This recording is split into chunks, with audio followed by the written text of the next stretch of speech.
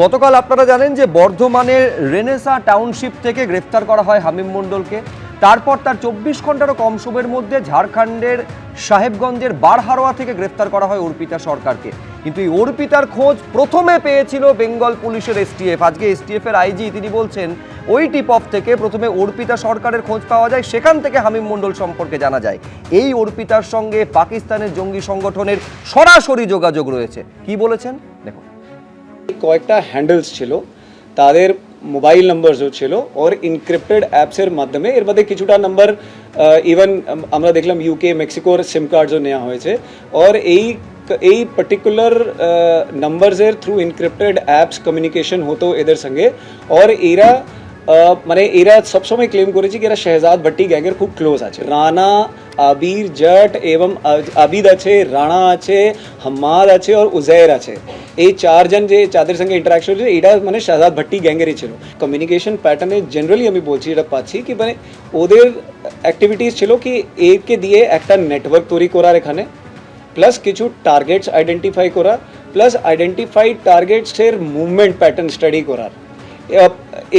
আর মানে কত লোক এই অ্যাক্টিভিটি যাদের এদের যা প্ল্যান আছে ওদের মধ্যে কত লোক ইউজফুল হতে পারে তাদেরকে টার্গেট করে করে they were trying to spread a network through Hamim was spreading network। এর মধ্যে কয়েকটা নাম আমরা পাচ্ছি, আমি এখানে বলতে পারবো না because we are still to get them.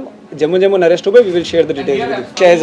Shehzad ওরা এর মধ্যে একজনের নির্দিষ্ট নাম দিয়েছিল কি ও তো আইএসআই এর সঙ্গে যুক্ত আছে, plus Shehzad Bhatti gang as such is known to have very close contacts with ISI and other organization, মানে they work in a network. একটা অত্যন্ত চাঞ্চল্যকর তথ্য এই সাংবাদিক বৈঠক থেকে গৌরব শর্মা আইজি এসটিএফ দিচ্ছেন, যেটা নিয়ে আমি প্রদীপ চট্টোপাধ্যায়ের কাছে আসবো।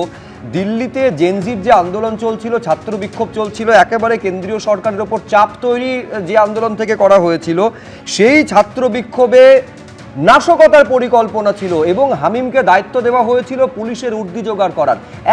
একেবারে পাকিস্তান থেকে এই ইনস্ট্রাকশনগুলো হামিমকে উদ্দেশ্য করে আসছিল।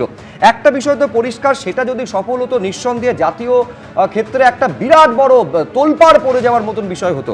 কিন্তু পুলিশের উর্দি পরে নাশকতার পরিকল্পনা, কি কারণ থাকতে পারে এর পেছনে বলে প্রদীপদা মনে হচ্ছে?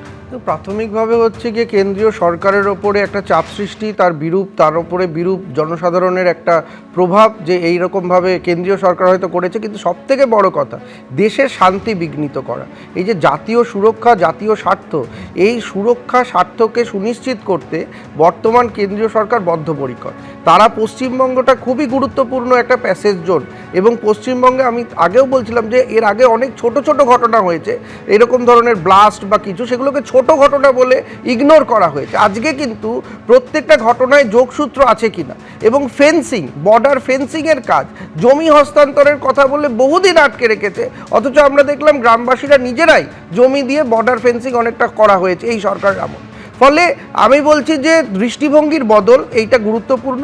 আর কেন্দ্রীয় সরকার জাতীয় স্তরে এই জেনজির আন্দোলন, যে আন্দোলনে এত সেটা সাড়া ফেলেছে, সেই আন্দোলনের ওপরে যদি পুলিশের উর্দিধারী আমরা ছড়রা গুলি চালিয়েছে বলে কতটা ব্যথিত, কত সমালোচনা করছি, কিন্তু সেখানে যদি আরও বেশি কিছু হতো তাহলে হচ্ছে গিয়ে সরকার এবং রাজনৈতিক পরিস্থিতি ওপরে বিশেষ চাপ পড়তো এবং বিরূপ প্রতিক্রিয়া।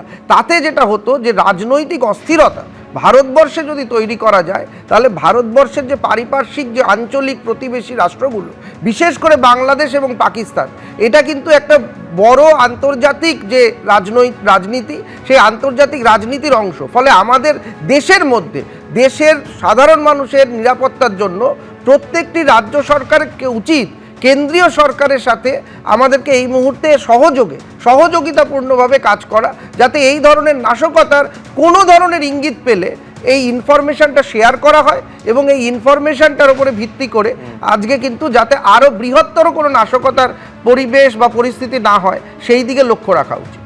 এবিপি আনন্দ, এগিয়ে থাকে, এগিয়ে রাখে।